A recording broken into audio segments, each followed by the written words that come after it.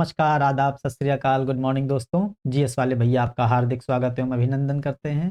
तो दोस्तों हम लोग यहाँ पर जीएस की फुल प्रिपरेशन कराते हैं जो किसी भी एग्ज़ाम के लिए काफ़ी हेल्पफुल होती है।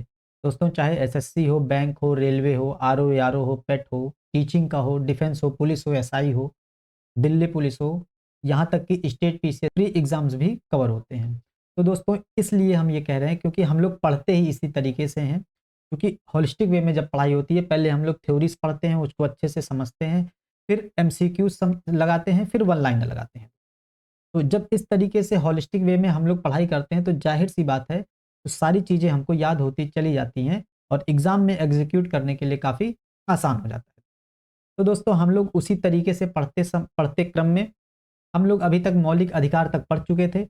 मौलिक अधिकारों के संबंध में हम लोग एमसीक्यूज लगाएंगे और मौलिक अधिकार में एमसीक्यूज 100 एमसीक्यूज हैं, जिसमें ये क्लास 50 एमसीक्यूज की होगी, अगली क्लास फिर 50 एमसीक्यूज की होगी, फिर उसकी अगली क्लास वन लाइनर की होगी जिसमें 65-64 क्वेश्चंस वन लाइनर के हैं।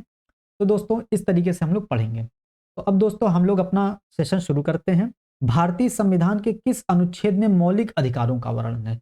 तो दोस्तों मौलिक अधिकारों का वर्णन अनुच्छेद 12 से 35 तक है। ठीक है दोस्तों, भारतीय संविधान का कौन सा अनुच्छेद संवैधानिक प्रावधानों को संघीय संसद और राज्य विधान पालिकाओं द्वारा बनाए गए नियमों कानूनों पर प्राथमिकता देता है? इसमें इसका कहने का मतलब यह है कि संसद और विधान पालिकाओं के द्वारा जो बनाए गए कानून होते हैं उन पर प्राथमिकता संवैधानिक प्रावधानों को दिया गया है। वो किस अनुच्छेद के तहत दिया गया है? मतलब दोस्तों हम लोग पहले ही पढ़ चुके हैं, अनुच्छेद 13 होगा इसका आंसर। क्यों? क्योंकि अनुच्छेद 13 के तहत क्या कहा जाता है कि संसद या विधान पालिकाओं के द्वारा बनाया गया कोई भी ऐसा कानून जो मौलिक अधिकारों को शून्य करता हो या सीमित करता हो, तो वो कानून जो बनाया गया कानून है वो उसी मात्रा तक अवैध होगा जिस मात्रा तक वो मौलिक अधिकारों को शून्य व सीमित करता हो। दोस्तों तो ये इसका आंसर हो जाएगा। अस्पृश्यता के विरुद्ध संरक्षण का अधिकार किस मूल अधिकार?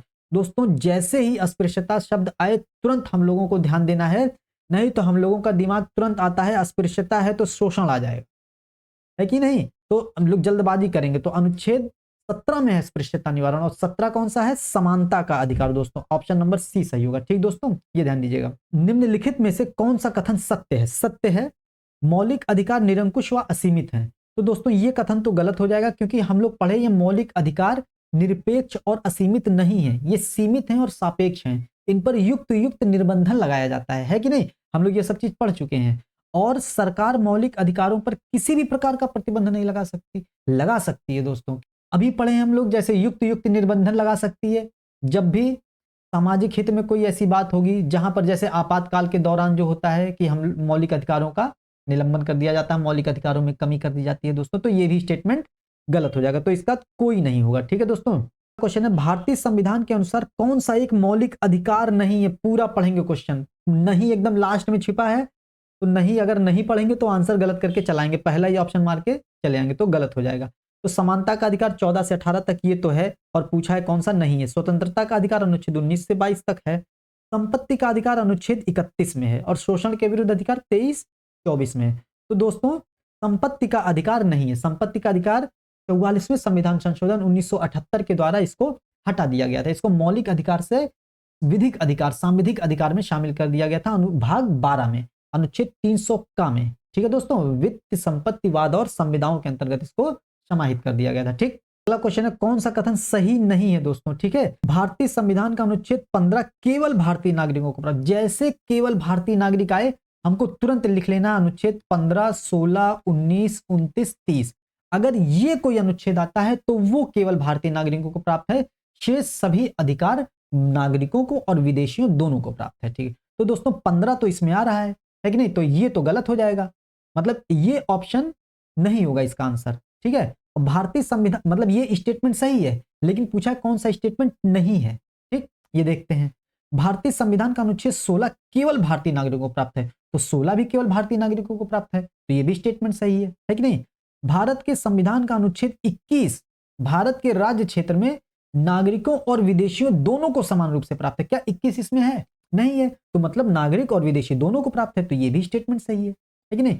भारतीय संविधान का अनुच्छेद 29-30 समान रूप से भारतीय और विदेशियों दोनों को प्राप्त है। क्या अनुच्छेद 29 और 30 समान रूप से भारतीय और विदेशियों दोनों को प्राप्त है? नहीं प्राप्त है, तो ये स्टेटमेंट गलत है और यही ऑप्शन इसका सही हो जाएगा दोस्तों। ठीक है, जब भी भारतीय और विदेशी प्राप्त आए तुरंत 15, 16, 19, 29, 30 आप नोट करके सवाल कर सकते हैं। क्वेश्चन है, किस व्यक्ति ने मूल अधिकारों को हमारे लोगों के लिए एक प्रतिज्ञा तथा विश्व के साथ किया गया समझौता कहा दोस्तों? तो डॉक्टर राधा कृष्णन ने बोला था। ठीक, मौलिक अधिकार राष्ट्रपति की इच्छा पर निलंबित होते हैं। ऐसा नहीं है, राष्ट्रपति की इच्छा पर निलंबित नहीं होते, राष्ट्रपति उसको निलंबित करता है मंत्रिमंडल की सलाह पर। प्रधानमंत्री के निर्देशों से निलंबित होता है, ये भी गलत है, ये भी गलत है कि नहीं? कभी भी निलंबित नहीं किए जा सकते, ये भी गलत है, क्योंकि आपातकाल के दौरान अनुच्छेद 358 के तहत निलंबन की प्रक्रिया दी गई है। आपातकाल की स्थिति में निलंबित किए जा सकते हैं। तो ऑप्शन नंबर डी इसका सही हो जाएगा दोस्तों। ठीक है, ये ध्यान दे लेंगे। भारतीय संविधान का अनुच्छेद 13 का मुख्य उद्देश्य किसके संदर्भ में संविधान की सर्वोच्चता सुनिश्चित करता है? तो किसके संदर्भ में? अनुच्छेद 13 किसमें है? 12 से 35 मूल अधिकार में है। ठीक है दोस्तों, अपनी पसंद के व्यक्ति से विवाह करने की, है कि नहीं? मन में लड्डू फूटा। ठीक है, ध्यान से पढ़ेंगे। अपनी पसंद के व्यक्ति से विवाह करने की किसी व्यक्ति के अधिकार संविधान के किस अनुच्छेद में है? तो अनुच्छेद 21 में जीवन जीने का अधिकार, गरिमामयी जीवन जीने का अधिकार है दोस्तों। ठीक है, न्यायालय ने के किस निर्णय में कहा गया है कि भारत के संविधान के भाग 3 के किसी भी उपबंध में संशोधन करने की शक्ति संसद के पास नहीं है? मतलब संसद मौलिक अधिकारों में संशोधन नहीं कर सकती है, ये किस वाद में कहा गया था दोस्तों? इसको समझने से पहले थोड़ा सा हम आपको बताते हैं दोस्तों। जब भारत देश आजाद हुआ था तो जितने भी संविधान सभा के सदस्य थे या संसद के सदस्य थे, उसमें सभी लोग जो है स्वतंत्रता सेनानी भी थे। तो दोस्तों जब स्वतंत्रता सेनानी थे तो ऐसा न्यायालय का मानना था कि ये जो स्वतंत्रता सेनानी है, जब इतनी कड़ी मशक्कत के साथ स्वतंत्रता को प्राप्त किए हैं, तो दोस्तों ये जनता के हित में ही, यदि मौलिक अधिकारों में कोई संशोधन करना होगा तो जनता के हित में ही करेंगे। तो शुरुआत में चाहे शंकरी प्रसाद केस हो, चाहे चंपकम दोराई राजन हो, इन सभी लोगों ने कहा था कि संसद मौलिक अधिकारों में संशोधन कर सकती है दोस्तों। ठीक है, लेकिन जैसे जैसे समय आगे बढ़ता गया, लोगों की राजनीतिक महत्वाकांक्षाएं बढ़ती गईं। ठीक है, समाज के प्रति उनकी जिम्मेदारियां कम होती गईं, है कि नहीं? उनकी शपथ के प्रति उनकी जिम्मेदारियां कम होती गईं, तो न्यायालय को लगा कि नहीं, मौलिक अधिकारों का उल्लंघन कर सकती है अब संसद। इसलिए गोलकनाथ बनाम पंजाब राज्य में 1967 में यह निर्णय दिया गया कि संसद मौलिक अधिकारों में संशोधन नहीं कर सकती है दोस्तों। ठीक, ये ध्यान, तो इसका आंसर क्या हो जाएगा? बी ऑप्शन हो जाएगा। ठीक है, लेकिन केशवानंद भारती बनाम केरल राज्य में 1973 में कहा गया कि संसद मौलिक अधिकारों में संशोधन तो कर सकती है, परंतु आधारभूत ढांचे का संशोधन नहीं किया जा सकता है दोस्तों। ठीक है, और यही बात मिनर्वा मिल्स में भी कही गई थी। तो लेकिन इसका आंसर बी ऑप्शन सही हो जाएगा दोस्तों। भारतीय संविधान के अनुच्छेदों में कौन सा विधायन सत्ता पर पूर्ण नियंत्रण लगाता है दोस्तों? विधायन सत्ता पर मतलब विधायन सत्ता, जो विधायिका है या जो कार्यपालिका है, वो अपनी शक्तियों का मनमान्य प्रयोग ना करे। तो ये किसके तहत किया गया है? 14 के तहत, विधि के समान संरक्षण और विधि के समक्ष समता दोस्तों। ठीक है, ये ध्यान देंगे। विधि या नियम या कानून के अधिराज्य का मतलब क्या? मतलब विधि के शासन का क्या मतलब है? सभी के लिए एक कानून, सही बात, और सभी के लिए एक न्यायतंत्र हो सकता है। सभी के लिए एक कानून और सभी के लिए एक राज्य। राज्य की तो बात नहीं की गई है। ठीक है दोस्तों, सभी के लिए एक राज्य और सभी के लिए एक न्यायतंत्र। एक के लिए सभी कानून और सभी के लिए एक न्यायतंत्र, ये भी नहीं होगा। तो मतलब ए ऑप्शन इसका सही है। मतलब विधि का नियम, विधि का शासन किसके द्वारा दिया गया था? इंग्लैंड के विधि शास्त्री थे एवी डाइसी के द्वारा दिया गया था। ये सब चीज हम लोग पढ़ चुके हैं दोस्तों। ठीक है, तो उसका मतलब ही होता है कि विधि के समान समता, मतलब विधियां सभी लोगों के लिए समान होंगी। ठीक है, ये हो जाएगा। मार्शल लॉ के संदर्भ में कौन सा कथन गलत है दोस्तों? मार्शल लॉ हम लोग पढ़ चुके हैं, अनुच्छेद 33 और अनुच्छेद 34 के तहत हम लोग कुछ अंतर पढ़े हैं। 33 और 34 में क्या अंतर, लेकिन अब पढ़ते हैं क्या है। भारतीय संविधान का अनुच्छेद 34 इससे संबंधित, 34 इससे संबंधित है दोस्तों, है कि नहीं? मार्शल लॉ जब लागू होता है, अभी देखते हैं पहले स्टेटमेंट, तो पता चला जो है पहले ही आंसर मिल गया, है कि नहीं? यह देश के उन विशेष क्षेत्रों में लगाया जाता है जहां शांति स्थापना करना आवश्यक हो। यह भी स्टेटमेंट सही है कि नहीं?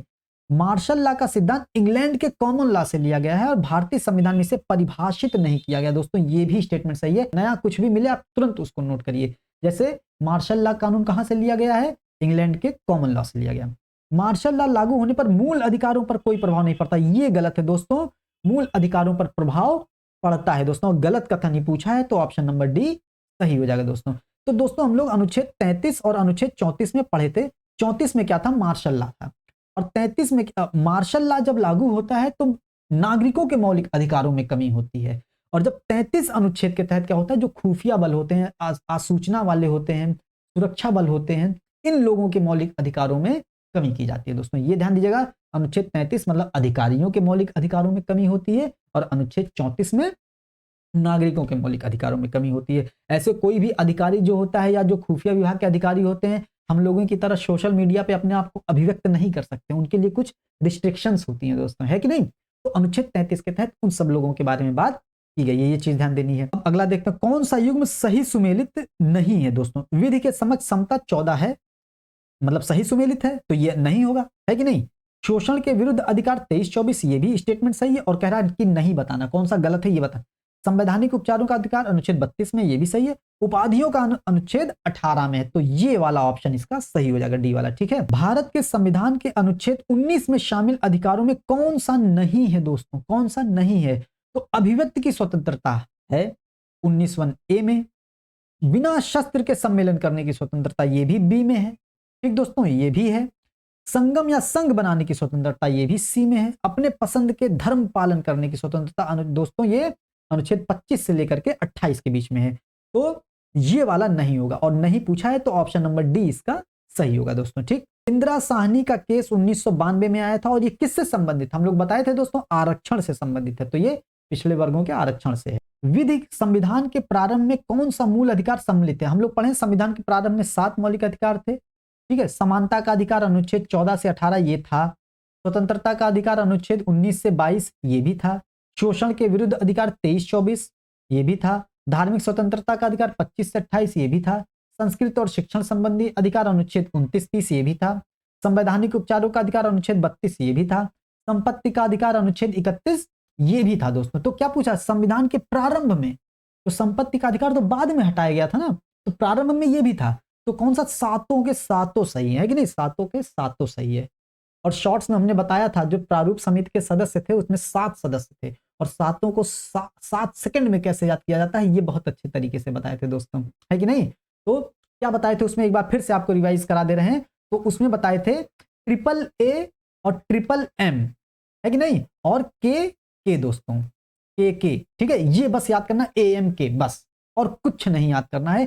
ए से अंबेडकर, ए से अयंगर, ए से अय्यर, और एम से मोहम्मद, एम से माधव, एम से मुंशी।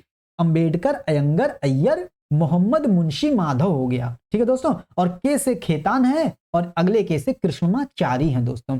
खेतान, एक खेतान का मतलब, खेतान जब खेत हो गए, मतलब उनकी मृत्यु हो गई, तो उनकी जगह कौन आ गए, कृष्णमाचारी आ गए दोस्तों, ठीक है। और इधर BL मित्र, एम से मित्र, एम से माधव थे दोस्तों। तो कितना आसान है याद करना, हम लोग 3-3, 4-4 साल लगे रहते हैं, नहीं याद होता है दोस्तों, है कि नहीं। तो ए और एम याद करना है आपको, ठीक है। अंबेडकर, अयंगर, अय्यर, मोहम्मद, मुंशी, माधव, या मोहम्मद, माधव, मुंशी कहिए, और खेतान और के खेतान, कृष्णमाचारी दोस्तों, ठीक। बहुत अच्छे तरीके से पहले की क्लासों में भी बताया है, आप लोग जाके देख सकते हैं। अब अगला क्वेश्चन है, मूल अधिकारों का कौन सा अनुच्छेद प्रत्यक्ष रूप से बालकों के शोषण से संबंधित है। अब जैसे दोस्तों, जैसे शोषण आया, हमारा दिमाग तुरंत अनुच्छेद 17 की तरफ भागता है, जो कि गलत हो जाएगा दोस्तों। ये हम लोगों को ध्यान देना है। शोषण से संबंधित अधिकार अनुच्छेद 23-24 में है, लेकिन बालकों के शोषण मतलब 14 वर्ष से कम अनुच्छेद 24 में, 24 में 14 है, ठीक है, ये ध्यान देना है। अब अगला आ जाता है, 6 से 14 वर्ष तक के बच्चों की अनिवार्य एवं निःशुल्क शिक्षा का अधिकार किस संशोधन द्वारा अधिकारों में जोड़ा गया दोस्तों। तो 86वां संविधान संशोधन 2002। और दोस्तों, इसके संबंध में आप लोगों को एक चीज और बताए थे, अनिवार्य एवं निःशुल्क शिक्षा की बात सबसे पहले 1944 में किसने की थी दोस्तों, सार्जेंट कमीशन ने की थी दोस्तों, ये ध्यान देना है, ठीक है। 1944 में सार्जेंट कमीशन आया था। मॉडर्न हिस्ट्री में जब हम लोग पढ़ेंगे तब आपको और अच्छे से बताएंगे दोस्तों, अभी के लिए बस इतना पढ़े। 2 बार इसको बता चुके हैं, सार्जेंट कमीशन 2 बार। अनिवार्य एवं निःशुल्क शिक्षा, रिवीजन, रिपीटिशन ऐसे ही होता है दोस्तों, ये नहीं कि एक बार पन्ना पलटे तो जब 100 पन्ना तक पहुंच गए तब पढ़ रहे हैं उसके बाद बीच में नहीं। जहां आगे की कोई बात पीछे से लिंक हो, तुरंत पन्ना पलट के देखिए, वहां पर कॉन्सेप्ट भी क्लियर होगा और कंफ्यूजन भी दूर होगा दोस्तों, ठीक है। ऐसे पढ़ाई होती है। अनुच्छेद 32 के अंतर्गत संवैधानिक उपचारों के अधिकारों के बारे में कौन सा कथन गलत है, कौन सा कथन गलत बताना है। यह मूल अधिकारों को लागू करने का है, सही बात है, सर्वोच्च न्यायालय के पास जा सकते हैं अनुच्छेद 32 के तहत। ये इसके अंतर्गत उच्चतम न्यायालय रिट जारी कर सकता है, 5 प्रकार की रिट जारी कर सकती है, बंदी प्रत्यक्षीकरण, परमादेश, प्रतिषेध, उत्प्रेषण और अधिकार परीक्षा दोस्तों। किसी अनुच्छेद के अंतर्गत प्रत्याभूत अधिकारों का निलंबन नहीं किया जा सकता है दोस्तों। अभी देखते हैं इसके अंतर्गत किन्हीं संसद इस यहां पर होगा, इसके अंतर्गत संसद किन्हीं अन्य न्यायालयों को भी रिट जारी करने का अधिकार दे सकती है। तो यह भी स्टेटमेंट सही, क्योंकि संसद को कानून बनाने का अधिकार है, अन्य न्यायालयों को भी रिट जारी करने का अधिकार दे सकती है। लेकिन सी वाला स्टेटमेंट गलत है और गलत स्टेटमेंट पूछा है, तो सी ऑप्शन इसका सही हो जाएगा। क्यों? क्योंकि किसी अनुच्छेद के अंतर्गत प्रत्याभूत जो अधिकार है, प्रत्याभूत का मतलब गारंटीड अधिकार जो है, उनका निलंबन नहीं किया जा सकता। निलंबन किया जा सकता है दोस्तों, आपातकाल के दौरान भी निलंबन किया जा सकता है। ठीक है, अब अगला क्वेश्चन देखते हैं दोस्तों। धर्म आदि के आधार पर विभेद का प्रतिषेध एक मौलिक अधिकार है, किसके अधीन वर्गीकृत कर? तुरंत कान खड़े हो जाने चाहिए जैसे धर्म और शोषण वाली बात आती है। जैसे धर्म की बात आती है, हम लोग धर्म की स्वतंत्रता मारकर आगे बढ़ जाएंगे, पढ़ेंगे नहीं ढंग से, क्योंकि हम लोग पढ़े हैं, मतलब धर्म आया तो धर्म की स्वतंत्रता है कि नहीं, लेकिन गलत हो जाएगा। इसमें कह रहा है धर्म आदि के आधार पर विभेद का प्रतिषेध धर्म, मूलवंश, जाति, लिंग, जन्म स्थान के आधार पर किसी भी प्रकार का भेदभाव नहीं किया जाएगा दोस्तों। किस अनुच्छेद में है? अनुच्छेद 15 में है दोस्तों। तो अब इसको हम मिटा दे रहे हैं। अब आप देखिए अनुच्छेद 15 दिया गया है। ठीक है दोस्तों, तो कौन सा क्वेश्चन ऑप्शन सही हो जाएगा? डी ऑप्शन सही हो जाएगा, समता का अधिकार दोस्तों। ठीक, अब देख लेते हैं आगे। तुरंत ये सब कुछ चीजें हैं, तुरंत वहां पर अलर्टनेस आ जाती है हम लोगों के पास। कौन सी समानता का प्रकार मौलिक अधिकार में सम्मिलित नहीं है? मौलिक समानता में मतलब समानता में कौन सा है? अनुच्छेद 14 से 18 है, तो कौन सा नहीं है?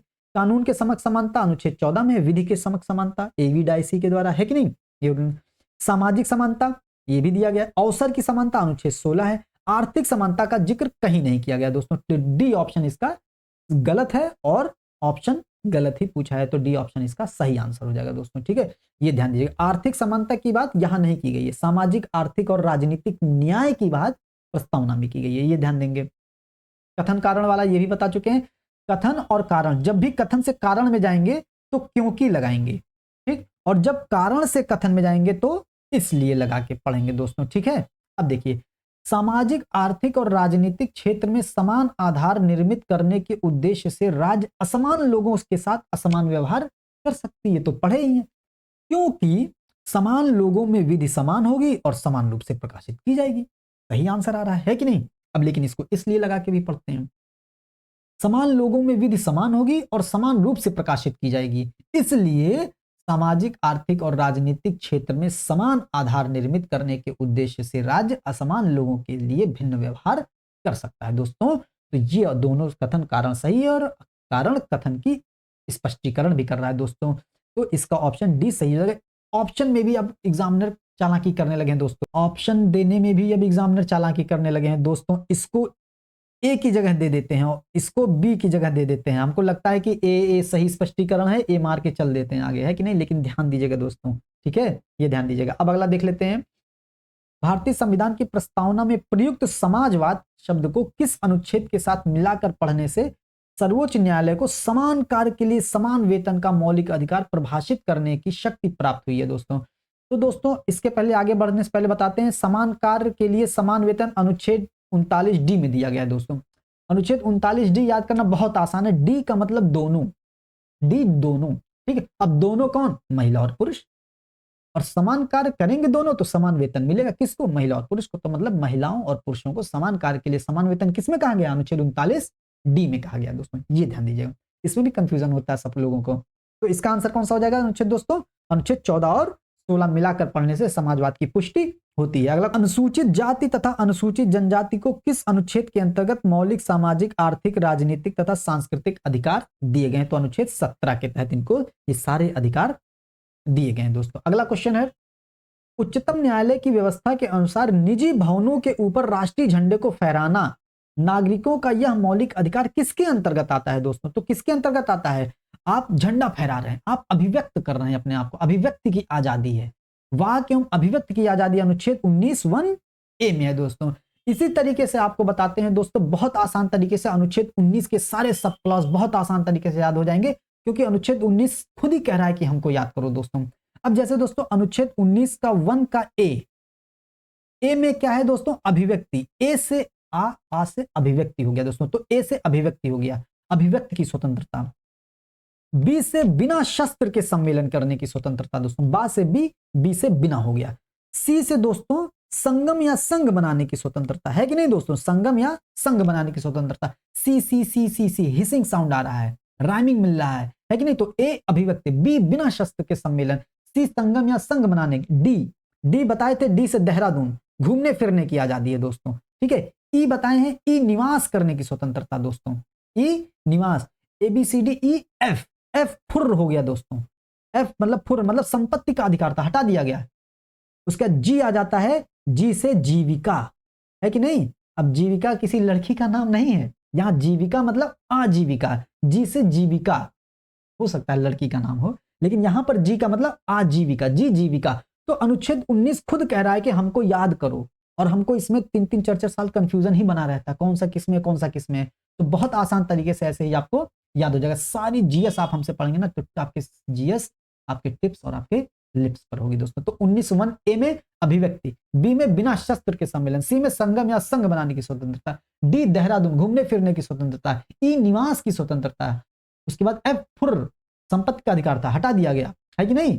अब उसके बाद जी जीविका, आजीविका की स्वतंत्रता, वृत्त कारोबार आजीविका की स्वतंत्रता दी गई दोस्तों, ठीक है। अब इस तरीके से आपको पूरा ये याद हो जाएगा। अब अगला देख लेते हैं क्वेश्चन हम लोग। स्वतंत्रता के अधिकार के भाग के रूप में निम्नलिखित में से कौन सा बिना हथियार के शांतिपूर्ण ढंग से इकट्ठा होने की स्वतंत्रता, बी बिना मतलब 19(1) बी आ गया, है कि नहीं। बी से बिना शस्त्र के सम्मेलन करने की स्वतंत्रता। तो कौन सा नहीं आता है इसमें, घेराव अफसर जो अपना कर्तव्य नहीं निभाते, मतलब कोई अगर अधिकारी होगा, अफसर होगा, यदि वो अपना कर्तव्य नहीं निभाएगा तो आप लोग उसका घेर लेंगे, फील्डिंग सजा देंगे, ऐसा नहीं है। तो यही स्टेटमेंट गलत हो जाएगा और ये वाला ऑप्शन सही हो जाएगा, ठीक। हमको शांतिपूर्वक इकट्ठा होने की स्वतंत्रता है, ठीक। हमको एकत्रित जनता जिनको हथियार नहीं रखना चाहिए, हमको हथियार के बिना शस्त्र के सम्मेलन करने की स्वतंत्रता है दोस्तों, ठीक है, ये ध्यान दीजिएगा। लेकिन अनुच्छेद 25 का पालन होता है तो सिख धर्म को कृपाण धारण करने की छूट दी गई है, क्योंकि वो उनका धार्मिक अभ्यास है दोस्तों, ठीक है। ये हम लोग अनुच्छेद 25 में पढ़ चुके हैं। इस अधिकार के अभ्यास पर राज्य कानून बनाकर तर्कपूर्ण प्रतिबंध लगा सकती है, राज्य युक्त निर्बंधन तो लगा ही सकती है कि नहीं। तो इसका ऑप्शन एक सही हो जाएगा। अगला है, संविधान के किस अनुच्छेद में सिखों के द्वारा कृपाण धारण करने का एक धार्मिक स्वतंत्रता का अंग माना गया। तो दोस्तों अनुच्छेद 25 में क्या गया, किसी भी व्यक्ति को अपने धार्मिक स्वतंत्रता का अधिकार दिया गया है। अंतःकरण की स्वतंत्रता, किसी भी धर्म को अबाध रूप से मानने, आचरण करने, प्रचार करने, प्रसार करने की स्वतंत्रता दी गई है कि नहीं दोस्तों, अनुच्छेद 25। और इसी के तहत सिखों को 5 ककार, केश, कंगा, कड़ा, कृपाण, कच्छा धारण करने की छूट दी गई, उसी में कृपाण आ जाता है दोस्तों, ठीक है। तो ये ध्यान दीजिएगा। अगला क्वेश्चन देखते हैं हम लोग। भारतीय संविधान का कौन सा अनुच्छेद अल्पसंख्यकों को अपनी मनपसंद शिक्षण संस्थान स्थापित करने और संचालित करने का अधिकार देता है दोस्तों। तो इसमें हम लोगों को 26 और 32 में तो कंफ्यूजन नहीं होगा, अनुच्छेद 29-30 में कंफ्यूजन हो सकता है। तो इसका दोस्तों आंसर अनुच्छेद 30 होगा, बी ऑप्शन हो जाएगा दोस्तों। मतलब अनुच्छेद 30 में कहा गया है कि किसी भी अल्पसंख्यक को अपनी मनपसंद के शिक्षण संस्थान को स्थापित करने और उसको प्रशासित करने, संचालित करने का अधिकार होगा दोस्तों। अनुच्छेद 29 के 1 में क्या कहा गया, अनुच्छेद 29 भी हम लोग पढ़ चुके हैं। 29 का पहला पार्ट क्या कहता है कि नागरिक को अपनी भाषा, लिपि व संस्कृति को संरक्षित करने का अधिकार होगा दोस्तों, ये कहा गया है। और अनुच्छेद 29 का जो दूसरा हिस्सा है उसमें कहा गया है कि राज्य द्वारा पोषित या राज्य निधि से सहायता प्राप्त किसी भी शिक्षण संस्थान में किसी भी नागरिक को इस आधार पर प्रवेश से वर्जित नहीं किया जा सकता कि वो इस धर्म का है, वो इस मूल वंश का है, वो इस जाति का है, वो इस भाषी क्षेत्र से है दोस्तों, ठीक है। तो कौन कौन सी चीजें हैं, 4 चीजें, धर्म, मूल वंश, जाति, भाषा के आधार पर राज्य द्वारा पोषित या राज्य निधि से सहायता पाने वाली किसी भी शिक्षण संस्थान में किसी भी नागरिक को प्रवेश से रोका नहीं जाएगा। और अनुच्छेद 15 में क्या था, 15 में धर्म, मूल वंश, जाति, लिंग, जन्म स्थान था दोस्तों। ये चीज 5 चीज थी, वो ध्यान दीजिएगा। वहां लिंग था, यहां लिंग नहीं है, मतलब लिंग के आधार पर, लैंगिक आधार पर रोका जा सकता है। यह नहीं कि लड़कियों के स्कूल में, लड़कियों के महाविद्यालय में लड़के प्रवेश के लिए कहे नहीं, हमारा तो मौलिक अधिकार है कि नहीं, ऐसा नहीं कह सकते हैं दोस्तों। तो अनुच्छेद 29 में कौन सी 4 चीजें हैं, धर्म, मूल वंश, जाति और भाषा दोस्तों। इसके आधार पर राज्य वंचित नहीं कर सकता किसी नागरिक को प्रवेश लेने से, ठीक। भारतीय संविधान मान्यता देता है, क्या मान्यता देता है, केवल धार्मिक अल्पसंख्यक नहीं, केवल भाषाई नहीं, धार्मिक और भाषाई दोनों अल्पसंख्यक। हम लोग पढ़े ही हैं कि धार्मिक और भाषाई 2 प्रकार के अल्पसंख्यकों का जिक्र किया गया है, बहुत इंपॉर्टेंट है, ध्यान दीजिएगा। किसी गिरफ्तार किए गए व्यक्ति को न्यायालय के सम्मुख प्रस्तुत करने हेतु किस प्रकार की रिट न्यायालय जारी करता है। कोई बंदी व्यक्ति है तो उसको क्या कहता है, बंदी को प्रत्यक्ष करो, है कि नहीं, कोई और बंदी नहीं, जो बंदी किया गया है कि नहीं। ये भारतीय संविधान का अनुच्छेद 25 किससे संबंधित है? 25 धार्मिक स्वतंत्रता के अधिकार से, ठीक है। जनहित याचिका का जनक पीएन भगवती हैं, बहुत आसान है। वर्तमान में भारतीय नागरिक को कितने मौलिक अधिकार प्राप्त हैं? तो वर्तमान में 6 हैं, है कि नहीं। 44वें संविधान संशोधन 1978 के द्वारा मौलिक अधिकारों में अनुच्छेद 31 को संपत्ति के अधिकार को भाग 12 के तहत वित्त संपत्तिवाद और संविदाओं के तहत अनुच्छेद 300 का में एक विधिक अधिकार, सांविधिक अधिकार के रूप में शामिल कर दिया गया था। दोस्तों ये ध्यान दीजिएगा, ठीक है। अब अगला देख लेते हैं, कौन सा कथन गलत है, बहुत इंपॉर्टेंट है, ढंग से पढ़िएगा। अनुच्छेद 23 के तहत मानव दुर्व्यापार एवं बलात् श्रम पर प्रतिषेध है। स्टेटमेंट सही है लेकिन गलत स्टेटमेंट पूछा है कि नहीं। अनुच्छेद 23 में क्या है? दुर्व्यापार, बलात् और बेगार, बलात् श्रम, बेगार और बलात् श्रम पर मनाही है। अनुच्छेद 24 के तहत कम आयु के बच्चों के नियोजन के बारे में उपबंध, ये भी सही है। कम मतलब अनुच्छेद 24 में 14 वर्ष तक के बच्चों को खतरनाक कामों में नियोजित नहीं किया जा सकता, ये भी सही है। राज्य सार्वजनिक सेवा परियोजनाओं के लिए अनिवार्य सेवा लिंग जन्मस्थान के आधार पर विभेद कर सकता है। अब अगला देखते हैं, धर्म की स्वतंत्रता का अधिकार केवल भारतीय नागरिकों को प्राप्त है। अभी बताए थे जैसे केवल भारतीय नागरिक आए तुरंत 15, 16, 19, 29 और 30 लिख लीजिए। क्या अनुच्छेद धर्म की स्वतंत्रता 25 इसमें आ रहा है? नहीं आ रहा है, तो मतलब ये भारतीय और विदेशियों दोनों को प्राप्त है। और यहां क्या कह रहा है? धर्म की स्वतंत्रता का अधिकार केवल भारतीय नागरिकों को प्राप्त है, तो ये गलत हो जाएगा। और गलत स्टेटमेंट पूछा है तो ये डी ऑप्शन सही हो जाएगा। और ऑप्शन सी इसका थोड़ा सा देखते हैं, कह रहा है कि राज्य सार्वजनिक सेवा परियोजनाओं में लिंग और जन्मस्थान के आधार पर विभेद कर सकता है। मतलब ऐसा कोई कार्य यदि हो सार्वजनिक सेवा परियोजनाओं में, यदि ऐसा कोई कार्य हो जिसको केवल महिलाएं ही कर सकती हैं, या ऐसा कोई कार्य हो जिनमें पुरुषों का जाना आवश्यक है, या ऐसा कोई कार्य है जिनमें महिलाओं का जाना आवश्यक है, तो इसमें राज्य विभेद कर सकता है कि यहाँ केवल महिलाएं जा सकती हैं इस कार्य में, या इस कार्य में केवल पुरुष वर्ग जा सकते हैं। ठीक है दोस्तों, ये ध्यान दीजिएगा। भारतीय संविधान के अनुच्छेद 25 में प्रयुक्त हिंदू शब्द किसे संदर्भित नहीं करता है? पूरा ढंग से पढ़िए, अगर नहीं पढ़े तो बौद्ध मार के चले आएंगे। तो कहते बौद्ध है, ये तो पहले ही ऑप्शन सही है। बौद्ध, जैन, सिख और पारसी नहीं है दोस्तों। जो संविधान के अनुच्छेद 25 में हिंदू शब्द को संदर्भित किया गया उसमें बौद्ध, जैन और सिख को मान्यता दी गई है दोस्तों। ठीक, भारतीय संविधान के अंतर्गत मूल अधिकारों का रक्षक, जब भी मौलिक अधिकारों का हनन होता है तो अनुच्छेद 32 के तहत सर्वोच्च न्यायालय, अनुच्छेद 226 के तहत उच्च न्यायालय जा सकते हैं, तो न्यायालय इसका आंसर हो जाएगा। ठीक है, ठीक है। निम्नलिखित में से कौन सा अनुच्छेद 14 से 18 संबंधित नहीं है? 14 से 18 नहीं है। धर्म, मूल, वंश, जाति, लिंग, जन्म स्थान, ये आ गया क्रम यही याद होना चाहिए। ठीक, भेदभाव से मनाही है दोस्तों, तो धर्म, मूल, वंश, जाति, लिंग, जन्म स्थान के आधार पर भेदभाव से मनाही, स्टेटमेंट सही है। सरकारी नियोजन में अवसर की समानता अनुच्छेद 16 में है, ये अनुच्छेद 15 में है। अस्पृश्यता का अंत अनुच्छेद 17 में है। शोषण के विरुद्ध अधिकार अनुच्छेद 23-24 में है, तो यही नहीं है, तो ये डी ऑप्शन सही हो जाएगा। सूचना का अधिकार कौन सा अधिकार है दोस्तों? सूचना का अधिकार, राइट टू इंफॉर्मेशन एक्ट 2005 के तहत दोस्तों, ये वाला ये आरटीआई के बारे में हमसे यूपी पीसीएस के मेन इंटरव्यू में पूछा गया था दोस्तों। आरटीआई के बारे में 2005 के बारे में, तो दोस्तों बहुत इंपॉर्टेंट है ये। तो आरटीआई का अधिकार क्या है? 2005 के तहत संसद के द्वारा बनाए गए कानून के तहत एक सांविधिक अधिकार है दोस्तों, ये ध्यान दीजिएगा। किसी सार्वजनिक पदाधिकारी द्वारा कानूनी और संवैधानिक दायित्वों का पालन नहीं किए जाने पर न्यायालय द्वारा कौन सा रिट जारी करती है? तो कोई सार्वजनिक पदाधिकारी है, अगर वो अपने दायित्वों का पालन नहीं करता है तो न्यायालय कहती है हम आदेश देते हैं कि आप अपने कर्तव्यों और उत्तरदायित्वों का पालन और निर्वहन उचित प्रकार से करें, तो परमादेश देती है दोस्तों। ठीक, जब कोई निचली अदालत अपने अधिकार क्षेत्र का अतिक्रमण कर किसी मुकदमे की सुनवाई करती है तो उच्चतर न्यायालय कौन सी रिट जारी करती है?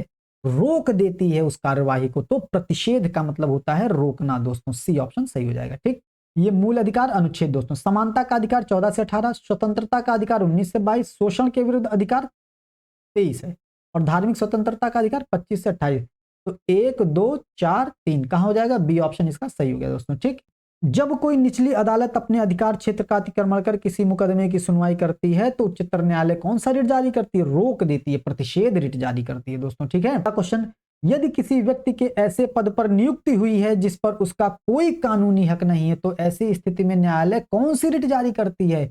न्यायालय पूछती है कि आप किस अधिकार से इस पद पर बैठे हुए हैं, तो अधिकार परीक्षा रिट जारी करती है दोस्तों। ठीक है, अधिकार परीक्षा हो जाएगा दोस्तों, इसका ऑप्शन ई सही हो जाएगा। निम्नलिखित में से किस आधार के कारण नागरिक के विचार अभिव्यक्ति की स्वतंत्रता पर प्रतिबंध नहीं लगाया जा सकता है दोस्तों? मतलब किस आधार पर नागरिकों के विचार और अभिव्यक्ति की स्वतंत्रता जो दी गई उस पर प्रतिबंध नहीं लगाया जा सकता है? तो मतलब अनुच्छेद 19(1)(a), मतलब अनुच्छेद 19(1) में वाक्य में अभिव्यक्ति की स्वतंत्रता है, और इसी के तहत 19(2) अपवाद है। 8 प्रकार के अपवाद दिए गए हैं इसमें, है कि नहीं दोस्तों? तो पहले देख लेते हैं कौन कौन से, किस आधार पर प्रतिबंध नहीं लगाया जा सकता है। भारत की संप्रभुता पर लगाया जा सकता है। यदि आप या हम या कोई भी व्यक्ति ऐसी कोई बात बोलता है जो भारत की संप्रभुता, एकता और अखंडता को बाधित करती है, तो न्यायालय उस पर प्रतिबंध लगा सकती है। ये लोक व्यवस्था बाधित होगी तो भी, न्यायालय की अवमानना तो भी, उपरोक्त सभी अवांछनीय आलोचना दोस्तों नहीं। हम सरकार की आलोचना कर सकते हैं दोस्तों, ठीक है, तो सरकार की आलोचना उसमें शामिल नहीं है। तो कौन कौन सी 8 चीजें शामिल हैं? ये रहे 8 आधार: भारत की प्रभुता व अखंडता, राज्य की सुरक्षा, लोक व्यवस्था, सदाचार, मानहानि, न्यायालय की अवमानना, मैत्रीपूर्ण विदेशी संबंध, अपराध का उद्दीपन। ये 8 चीजें। भारतीय संविधान का कौन सा अनुच्छेद व्यक्ति के विदेश यात्रा के अधिकार को संरक्षण प्रदान करता है? तो दोस्तों विदेश यात्रा अनुच्छेद 21 हम लोग पढ़े थे। 1978 में मेनका गांधी केस आया था, मेनका गांधी बनाम भारत संघ। उसमें क्या कहा गया था? अनुच्छेद 21 के तहत जीवन जीने के अधिकार के अंतर्गत मानवीय गरिमापूर्ण जीवन जीने का अधिकार शामिल किया गया और उसी में विदेश यात्रा करने का अधिकार भी दिया गया है दोस्तों। निम्नलिखित में से कौन सी याचिका का अर्थ होता है हम आदेश देते हैं? तो परम आदेश। ठीक, कौन सा कथन सही नहीं है? अनुच्छेद 12 के अनुसार राज्य के अंतर्गत भारत की सरकार व संसद, राज्य की सरकार व विधानमंडल, स्थानीय प्राधिकरण व अन्य प्राधिकारी आते हैं। ये दोस्तों सही है, क्योंकि हम लोग पढ़े हैं अनुच्छेद 12 और 36, 12 3 36 में 4 चीजें, और यही 4 चीजें इसमें लिखी गई हैं। अनुच्छेद 13 सर्वोच्च न्यायालय और उच्च न्यायालय को यह अधिकार देता है कि वे किसी कानून को यदि वे मौलिक अधिकारों का उल्लंघन करती हैं तो उसे गैर संवैधानिक घोषित कर सकता है। तो ये भी सही है, लेकिन नहीं पूछा है, तो जो गलत स्टेटमेंट होगा वो सही होगा। मूल अधिकार राज्य की सीमा निर्धारित करते हैं और केवल राज्य के विरुद्ध उपलब्ध हैं। दोस्तों ये स्टेटमेंट गलत हो जाएगा। बताए थे मूल अधिकार राज्य के भी विरुद्ध प्राप्त हैं और एक व्यक्ति के भी विरुद्ध प्राप्त हैं। मतलब यदि कोई व्यक्ति हमारे साथ अस्पृश्यता का भेदभाव करता है, यदि हमारे साथ या आपके साथ या किसी के साथ जो है छुआछूत का भाव रखता है, तो उसके खिलाफ केस दायर होगा। लेकिन यदि कहीं जघन्य अपराध होता है, यदि कहीं हत्या होती है, तो हम लोग देखते हैं कि राज्य के विरुद्ध मुकदमा दायर किया जा सकता है दोस्तों। तो ये स्टेटमेंट गलत हो जाएगा और इसी के अनुसार गलत स्टेटमेंट पूछा है, तो ऑप्शन नंबर सी ऑप्शन इसका सही हो जाएगा। अब डी देखते हैं क्या है, पढ़ लेते हैं। स्वतंत्रता से जुड़े मामलों में किसी भी व्यक्ति के किसी भी कार्य को करने से रोक सकता है जो किसी व्यक्ति को हानि पहुंचा सकते हैं। जाहिर सी बात है, स्वतंत्रता से जुड़ा कोई भी मामला हो, यदि हमारा कोई कार्य हो जो किसी अन्य व्यक्ति के अधिकारों को बाधित कर रहा हो, तो उसको रोका जा सकता है। जैसे अभी न्यायालय आदेश देती है, अभी शादी का सीजन चल रहा है, तो 10 बजे के बाद डीजे साउंड में नहीं बजेगा, तेज साउंड में, है कि नहीं? तो ये सारी चीजें क्या है? ये आपकी स्वतंत्रता वहीं तक है जहां पर दूसरे की स्वतंत्रता शुरू होती है दोस्तों, ठीक है, ये ध्यान देंगे। किसे नागरिकों के मौलिक अधिकारों का रक्षक तथा भारतीय संविधान का अभिभावक? मौलिक अधिकारों का रक्षक कौन है? सर्वोच्च न्यायालय। अनुच्छेद 32 के तहत सर्वोच्च न्यायालय जा सकते हैं, अनुच्छेद 226 के तहत उच्च न्यायालय जा सकते हैं। आखिरी क्वेश्चन है आज के दिन का दोस्तों, भारतीय संविधान के अनुच्छेद 32 के संबंध में कौन सा कथन गलत है? तो यह उच्चतम न्यायालय और उच्च न्यायालय को मूल अधिकारों के परावर्तन के लिए रिट जारी कर सकती है। तो दोस्तों अनुच्छेद 32 के तहत उच्चतम न्यायालय रिट जारी, लेकिन उच्च न्यायालय 226 के तहत, तो यही स्टेटमेंट गलत हो गया और गलत स्टेटमेंट पूछा, तो ए ऑप्शन इसका सही हो जाएगा। अगला देख लेते हैं। डॉक्टर अंबेडकर ने इसे भारतीय संविधान की हृदय और आत्मा कहा। जाहिर सी बात है, भारतीय संविधान के भाग 3 में सम्मिलित होने के कारण यह स्वयं में एक मौलिक अधिकार है। सही बात है, अनुच्छेद 32 मौलिक अधिकार है, 12 से 35 के बीच में आ रहा है। जहां मौलिक अधिकारों का उल्लंघन नहीं हुआ है, वहां अनुच्छेद 32 के तहत परिवाद दायर करने का अधिकार भी नहीं है दोस्तों, ये है कि नहीं? यही अनुच्छेद 32 के जब मौलिक अधिकारों का उल्लंघन होगा तभी तो हम वाद दायर कर सकते हैं सर्वोच्च न्यायालय में, ठीक है दोस्तों। तो इस तरीके से हम लोग 50 क्वेश्चन इस क्लास में पढ़ चुके हैं दोस्तों, बहुत अच्छी तरीके से, लगभग मौलिक अधिकार रिवाइज हो चुका है। अगले 50 क्वेश्चन हम लोग 51 से 100 तक अगली क्लास में करेंगे दोस्तों। तो उम्मीद करते हैं आप लोग उसको भी ज्वाइन करिएगा, क्योंकि बहुत अच्छी तरीके से रिवीजन होगा। तो दोस्तों इसी के साथ आज के सेशन को समाप्त किया जाता है। जय हिंद, जय भारत।